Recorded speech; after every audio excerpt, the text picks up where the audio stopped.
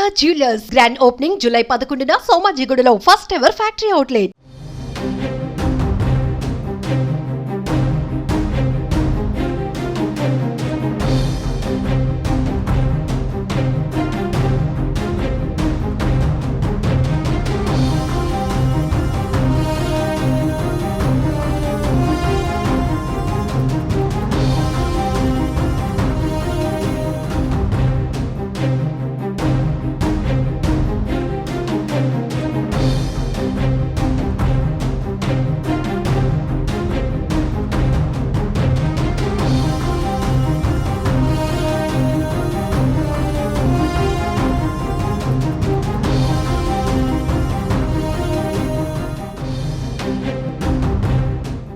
ఏపీలో అధికారం చేపట్టిన కూటమి ప్రభుత్వం ఎన్నికల హామీలు అమలు దిశగా అడుగులు వేస్తోంది.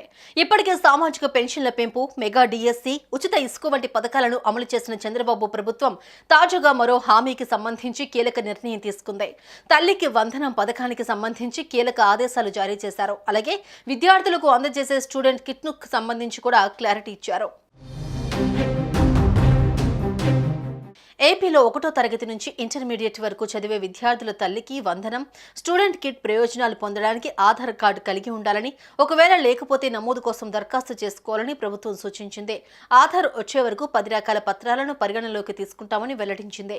ఈ మేరకు పాఠశాల విద్యాశాఖ కార్యదర్శి కోన శశిధర్ ఉత్తర్వులు జారీ చేశారు. తల్లికి వందనం పథకం కింద దారిద్ర్య రేఖకు దిగువన ఉండి పాఠశాలలకు పిల్లల్ని పంపించే తల్లులు లేదా సంరక్షకులకు ఏడాదికి 15,000 ఆర్థిక సాయం చేయనున్నారు. విద్యార్థులకు 75% హాజరు తప్పనిసరిగా ఉండాలని పేర్కొన్నారు. ఇక స్టూడెంట్ కిట్ కింద ప్రభుత్వ ఎయిడెడ్ బడుల్లో చదివే విద్యార్థులకు బ్యాగ్, 3 జతల ఏకరూప దుస్తులు, బెల్టు, జత బూట్లు, 2 జతల సాక్సులు, పాఠ్య పుస్తకాలు, నోట్బుక్స్, వర్క్ బుక్లు, అలాగే ఆంగ్ల నిఘంటువు ఇస్తున్నారు. ఈ 2 పథకాల కింద ప్రయోజనం పొందేందుకు ఆధార్ కార్డు కలిగి ఉండాలి. ఒకవేళ ఎవరికైనా లేకపోయినా విద్యాశాఖ ద్వారా ఆధార్ నమోదు సదుపాయాన్ని కల్పించాలని సూచించారు. ఆధార్ వచ్చే వరకు ఓటర్ గుర్తింపు కార్డు, ఉపాధి పథకం card, Kisan passbook, ration card, passport, bank లేదా తపాలా పాస్బుక్, డ్రైవింగ్ లైసెన్స్, వ్యక్తిని ధృవీకరిస్తూ గెస్టెడ్ అధికారి సంతకం చేసిన పత్రం, తహసీల్దార్ ఇచ్చే పత్రం, విభాగం సూచించే ఏ పత్రాన్నైనా అనుమతిస్తారని వెల్లడించారు.